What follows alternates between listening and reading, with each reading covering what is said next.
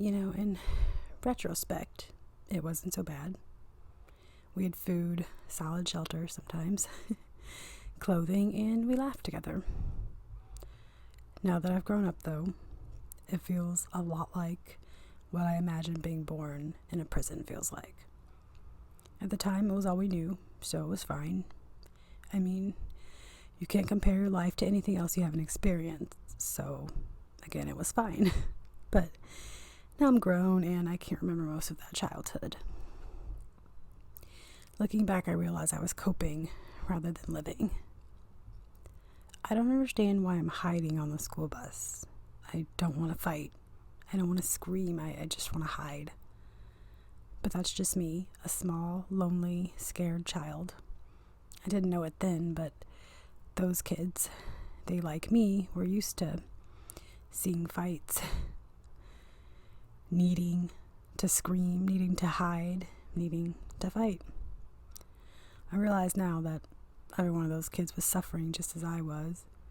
My trauma response was to freeze and take my mind someplace else. And so I did. I don't think I ever came back. My mind still resides there in that ethereal sort of place.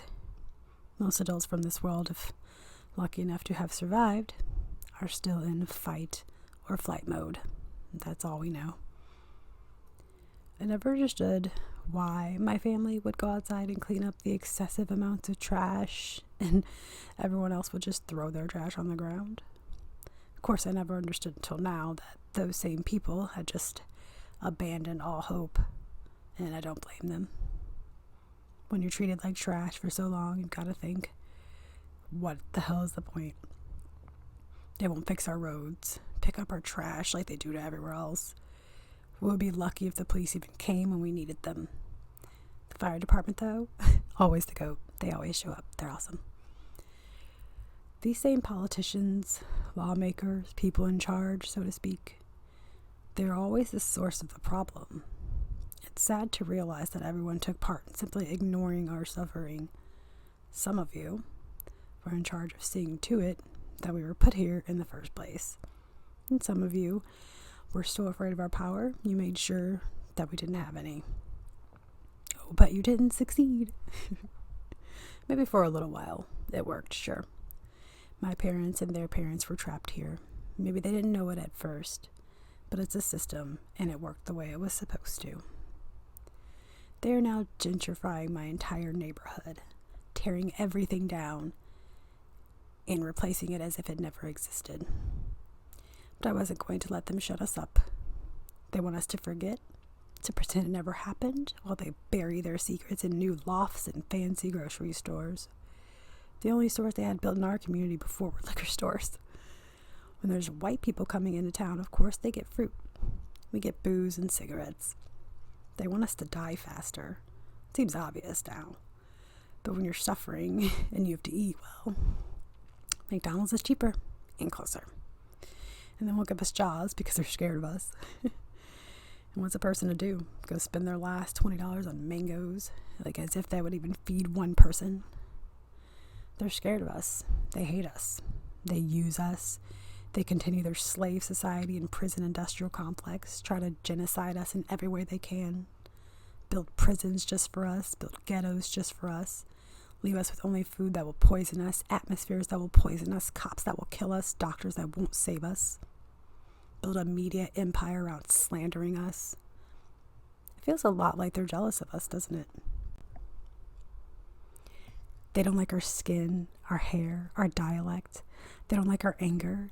Shit, they don't even like it when we have peace.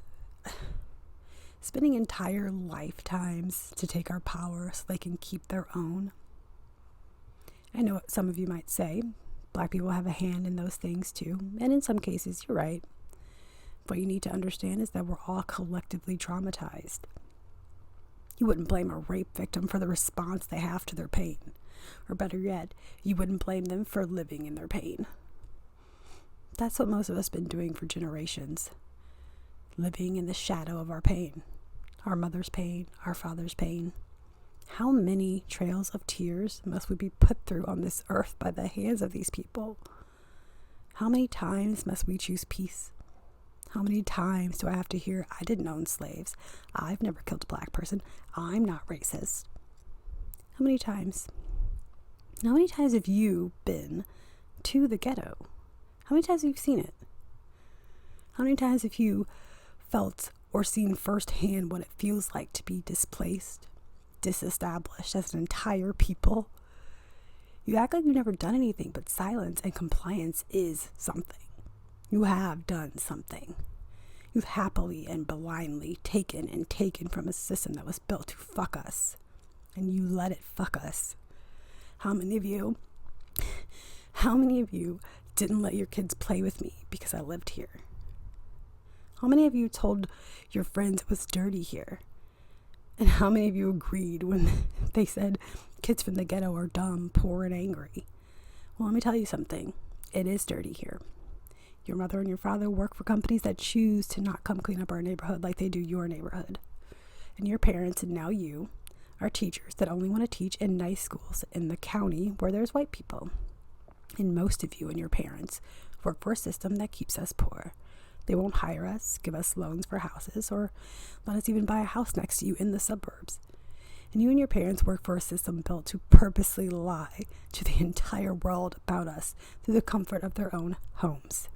Everywhere you look, the media says we're scary, we're poor, we're dumb, and we're dirty. When I look at you, standing there, looking at yourself, I can't help but wonder how bad a person has to feel about themselves to believe with their entire soul that without power, they're nothing. Even having been used and stepped on by America for so long, we can still look at ourselves and see so many wonderful things. We have pride. We have to work 100 times harder to get anywhere, and yet we still stand in awe of each other and our greatness. I wonder how most of you can even look at your babies in the eye, knowing that someday they will look back at you, seeing you clearly as you are. I wonder what they're going to see.